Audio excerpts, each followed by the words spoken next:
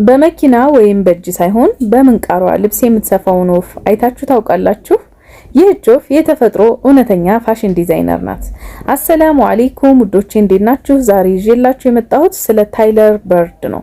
ስሟ ታይለር በርድ ወይም የልብስ ስፌት ወፍ ትባላለች። አስገራሚው ነገር ጎጆዋን ለመስራት መርፌና ክር አትገዛም።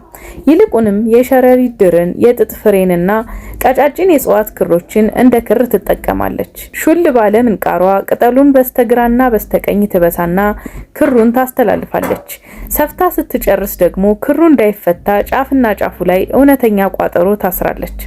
ልክ እኛ ስንሰፋ እንደምናደርገው ቅጠሎቹን ሰፍታ እንደ ቦርሳ ካደረገች በኋላ በውስጡ ለስላሳ ሳሮች አንጥፋ እንቁላሎቿን ትጥላለች። ከላይ ሲያዩት ተራ ቅጠል ስለሚመስል እባቦችና አዳኞች በፍጹም አያገኟትም። ይህች አነስተኛ ወፍ ያስደነቀቻችሁን ያህል ላይክ እና ፎሎ በማድረግ ለሌሎች አጋሩ። በሚቀጥለው ቪዲዮ ስለ የትኛው እንስሳ መስማት ትፈልጋላችሁ? ኮሜንት ላይ ጻፉልኝ። ሰላም አለይኩም።